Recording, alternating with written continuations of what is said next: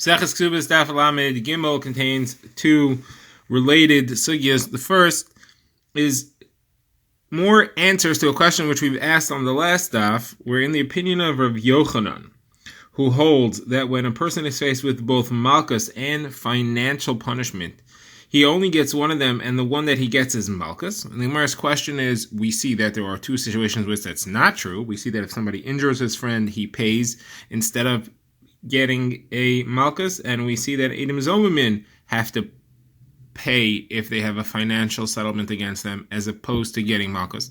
And why is that true? So the Gemara is going to give three answers. One for Edom Zomamin and two for injuring a friend. There will be two different versions of the same one for injuring the friend. The Gemara will have a back and forth in each of those three answers. Then the Gemara will get to its next sugya, which is really going back to an old sugya, which is resolving a contradiction between our Mishnah and a brisa. If we've already given one resolution, we'll give another one. So let's begin. The Gemara is discussing Rav Yochanan's opinion. Rav Yochanan, as we said, holds that when someone is faced with two things, malchus and a financial obligation, whether it's kanas or a payment for damages, as we know, the halacha according to the Chachamim is that you only get one of them. You only need to keep one of these two punishments. You don't get a physical and a monetary. So the question is which one, and we see Rav Yochanan holds that the one that you get is malchus, and the Gemara says that we have two exceptions, injuring and Edom Zomamin. Why are those two different? So the Gemara is first going to bring Rabbi Eliezer's opinion, who explains why Edom Zomamin are different, and he says that the reason is because you cannot possibly give malchus to Edom Zomamin. Edom Zomamin can't get malchus, and the reason for that is that in order to get a physical punishment, you need to be first warned. Edom have to tell you that if you go ahead and you do this, you're going to be physically punished either by malchus or by misa or whatever it might be. Edom Zomamin can't be punished because there is no way practically to give them the warning. What's the problem? Why can't you warn them? So the Gemara says, when would you like to warn them? Edom Zomamin, as you recall, are two witnesses that came and testified, and we ended up finding out that they were somewhere else. So if you're going to warn them a long time before they testify, like a day or two before, so then they'll say, we forgot the warning didn't count. If you do it right at the time that they're testifying, you'll scare them off. We very much want to make sure that witnesses come to testify. We're going to warn every pair of witnesses, make sure you're not Zomamin, because if you do, you'll get whipped. That would be bad news, because people will say, what do I need this for? They don't trust me anyway. I'm going to go somewhere else. And of course, if you warn them after they testified, they can no longer take their testimony back. It's too late. So what would be the point? There's no point in which you can warn them. Therefore, malchus is impractical, and that's why he only has to pay money in this case and not malchus. So the Gemara says a number of kashas on this. First of all, Abaye asked, you could warn them just when they finish speaking, within Tochidei Dibur, within the amount of time it takes to say Shalom Malacha Rebbe, warn them right away. Within that time, they could still take their testimony back. So you could warn them then, and that'll solve the problem. Rav Achabrei, the Rav Ika says, there's a different solution. You could warn them a day or two before, and then as they're speaking, you could just hint to them gently, so you don't scare them off. Just say, remember the warning that we told you before. That way they can't say they forgot, and you're not going to scare them off. Now, the Gemara then says that Abaye says that, actually, I take back what I said before, that Edom Zomamin could be warned right after they speak B'tochidei Dibur. There's no such thing as warning Edom Zomamin, he says. Really, this answer makes sense. You can't possibly warn Edom Zomamin, and that's because they don't have the right to be warned. And the reason is because the overriding principle in Edom Zomamin is whatever they were going to cause to the person that they testified against, that's what you do to them. So the person that they testified against, he didn't get warned. He just had witnesses that came up and said that he owes money, or he gets malchus, or whatever it is. So how could he didn't have any warning, so why should these Edom Zomamin have the rights to get warning? That would not be what they did to the person. So therefore, they don't get a warning, and that's why there's no concept of warning when it comes to Edom Zomamin at all.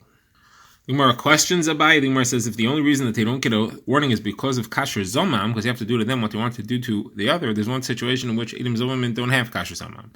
And that's if what they wanted to do to the person that they testified against can't apply to them. Like, for example, they testified that a Kohen is a chol, he's a ben grusha or ben chalutza. And if they're not Kohanim, you can't do that to them. Even if they are Kohanim, you don't do it to them. Practically what you do is they're liable to malchus in that case. So why don't you just say there as well, they should get malchus and not a financial knas. you're saying that they can't be warned, but in this case they could be warned because they're getting malchus not because of kasher zomim, they're getting malchus for a different reason. So the Gemara says, true, that would be different to other Edom Zomim situations, but we have a principle in Edom Zomim that whatever applies to one has to apply to all of them. The Torah says, Mishpat Echad Lachem. You have to have the same rules for each of them. The Gemara now offers two sources or explanations for why in the case where someone injures his friend and he needs to pay, why he needs to pay as opposed to getting malchus for violating the isser of hitting somebody. So these are two very similar sources, the same structure from two different psukim, and the Gemara's series of questions and answers will be the same for both of them. So first let's get the two down. So the first comes from the psukim discussing what happens when two men are fighting and one man accidentally hits a woman, and there the halacha is that if he kills her, so then he gets misa himself, and if he just injures her, doesn't cause her to die, or if he causes her to lose her child, if she was pregnant, then he needs to pay a fiscal fine. So the Gemara there says that we've learned that here it's referring to where he was intending, with the blow that hit her, he was intending to kill the other man. And the case is where someone is intending to kill one person and kills someone else. That's what we're referring to when we say that if he kills her, he has to get misa himself. It's teaching us the halacha that if somebody kills with intent to kill but kills the wrong person, he is liable to the death penalty himself. That's how Rabbi Elazar explains it. So the Gemara says, therefore, if he's going to get the death penalty if he kills her, obviously he had hasra.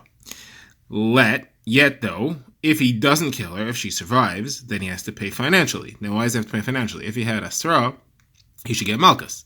Now, even though he was warned that if he kills, he's going to get the death penalty, we're going to work with the assumption here that included in warning someone for a big punishment is warning someone for the smaller punishment. And therefore, when he was warned that if he kills her, he'll get the death penalty, it's also included in that if he doesn't kill, he'll get the malchus punishment for just hitting her. Therefore, he's warned that he would get malchus if he doesn't kill her, if he just hits her, or if he just hits him, whoever it is that he's hitting. And yet, he has to pay a fine. It means that he gets the financial punishment instead of the malchus. So here you see a source that this is an exception to the rule, according to Rabbi Yochanan, that if someone hits someone and injures them, he has to pay instead of getting malchus. Now, the Gemara's second source for this is from the pasuk describing if somebody is injured and he recovers. So there it says that if the person is recovered and he walks outside and he's healthy, so the one who hit him is clean, he's free. So what's the chiddush that? You telling me that the one who's clean is free? Of course. Why should I give him the death penalty if the person that he hit recovered? Now, the psukim here do say that he still has to pay for the damages, but he's free from the death penalty because the person that he hit recovered. So the Gemara is asking, what do you need to tell me that? So the Gemara says the chiddush obviously is that you have to hold on to him and see what happens.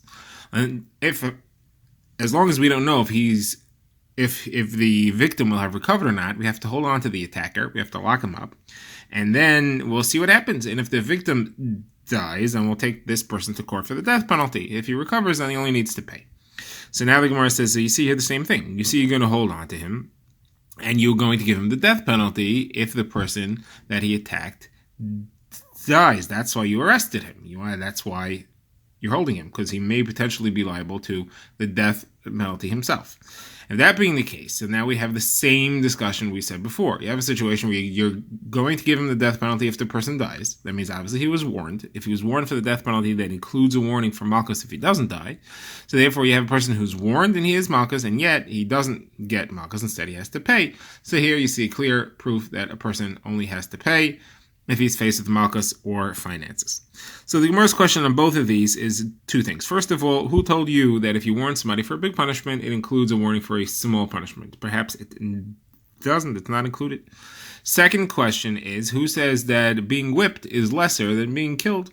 Being killed is in some ways a lot easier than being whipped.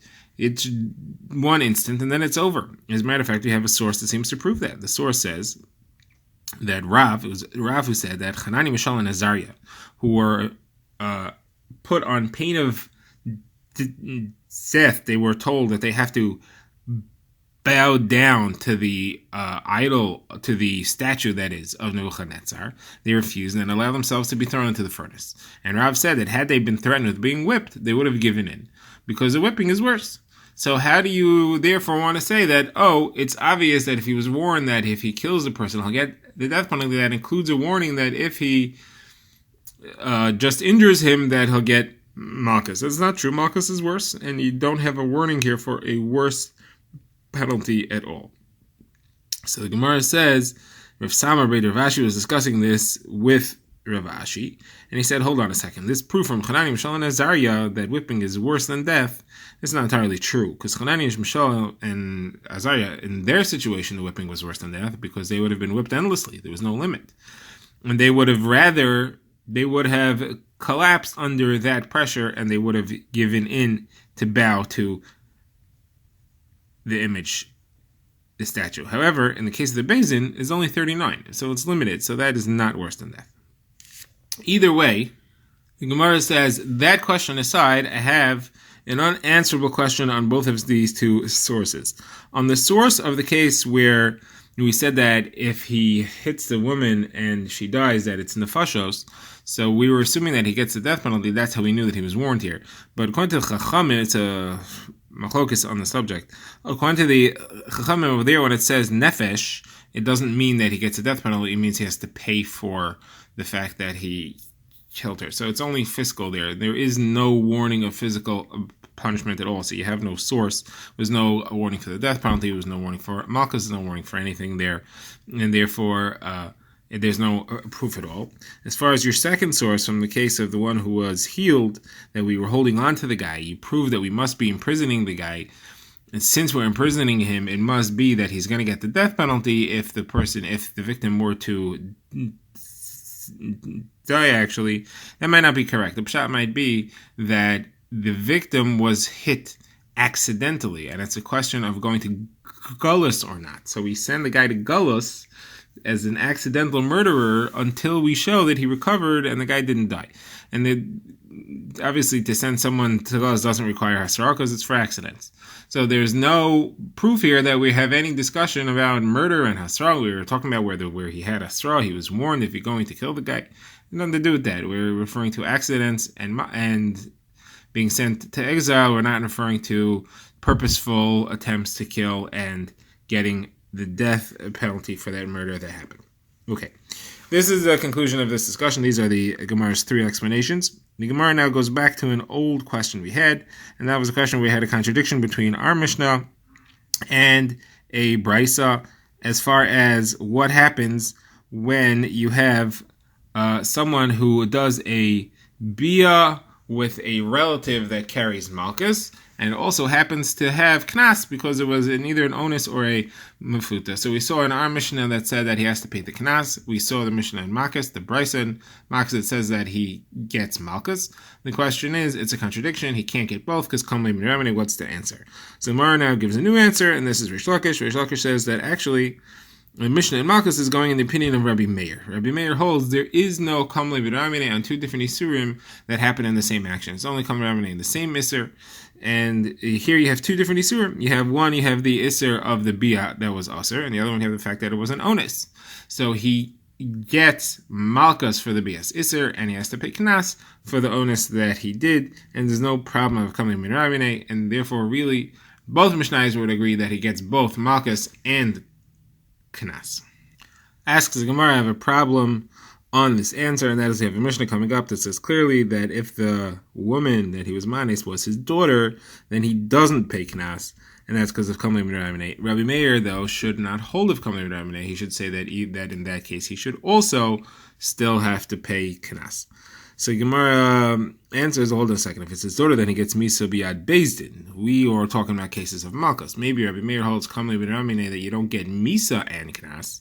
That he does hold of, but Malchus and Knas he doesn't hold of. Someone says that can't be, because they'll show you clearly that Rabbi Meir holds you do get Misa and Knas, and there's no Kamei B'Ramene in that case. Where do you see that? In case of somebody who stole an animal and shechted it. The halacha is if somebody steals an animal and shechted it, he has to pay 4 times the value for a sheep and 5 times the value for a cow. However, there's a machlokes between Rabbi Meir and the Chachamim over the same topic, apparently, which is what happens if when he shachted it. So we said if he sells it or he shachts it, that's when he has to pay this extra money. If he shachted it and the slaughtering was done for either Avodah Zarah or was done on Shabbos or was a Shara Niskal, those cases there's Misa because it's Isser Avodah Zarah or it's an Isser Shabbos, and therefore there is Kamei B'Ramine of Misa. And over there, Rabbi Meir says that they are Chayev. He still has to pay Knas, and the Chachamim say that he's Pater because Kamei Midir Rabbi Minei. So you see, even in a case where there's Misa, Rabbi Meir still says that there's no Kamei Rabbi Minei. So that takes us back to our question. If it's his daughter, he should also say that there's no Kamei Midir Rabbi Minei, and he should still have to pay Knas. Hakar Mishnah doesn't say that. Hakar Mishnah says clearly that he doesn't have to pay. He does not have to pay Knas for his daughter, and that would clearly show that this is not Rabbi Meir. So the Gemara answers is no. That case there of the slaughtering, he didn't do the slaughter. He had somebody else do the slaughter. He hired a guy to do the slaughter. He slaughtered through somebody else. So the Gemara says, why, if he slaughtered through somebody else, why is he responsible at all? The person who did the slaughtering, he's responsible. You can't say, I only did it because he told me to. Because then what are you doing listening to somebody who tells you to do an Isser? So obviously, then that can't be what we're referring to over here. So the Gemara says, no, Rabbi Meir holds that even though you did it through somebody else, you're still chayiv anyway. Even though you made a messenger to do it, the sender is still chayiv in this case. This is an exception to the rule. You don't say in Sheikh L'Dvar here. The Gemara says three different sources for why that might be. Source number one is that slaughtering is put together with selling. Just like when you sell, you have to sell it to somebody else. Someone else has to be involved. Slaughtering also here must be talking about where someone else is involved, and therefore the Torah is clearly making an exception and you are chayiv for it. Another is from the extra word o. It says tvacho o micharo, and the third is from where it says tachas. It says an extra phrase, Yishalim tachas hashor arba atzon tachas haseh. So the extra word tachas is to tell me that you pay even if there's an other person who was involved. So therefore, you have Exeris Akaziv, and that's why Rabbi Meir is holding that even though you slaughtered through somebody else, that you still have to pay 4 or 5 times. But since you slaughtered it through someone else, you didn't do any Isser Skila. That person gets the Skila and or the Misa, and therefore there's no coming remedy because you're not getting anything. So the Gemara says, is it possible that if you had done it yourself, you would get no punishment, but if somebody else does it for you, he does get a punishment? How could the person you're sending be worse than you? You'd get off free, but he gets punishment for it? That's not a kasha. You're really susceptible. You're really liable to the punishment that he's getting. You get out of it because you have something worse. Doesn't mean you don't get the punishment. You're still guilty of it, and therefore he can get it. You have a side reason and outside reason, while you don't end up having it actually carried out. So now the first question is, if we're talking about where somebody else did it, why would the Rabbanan argue? The Rabbanan say no. There is Kavli B'nai. He doesn't have to pay Knas. Why should he not have to pay Knas? There isn't any other punishment that he's getting. So the Gemara's answer is because the shechita here doesn't count. It's called the shechita she'einu ru'uya. It's for avodah zarah or it's on Shabbos. It's not a kosher shechita, and therefore it doesn't go into the parsha of tevicha mechira where somebody slaughters an animal that he stole.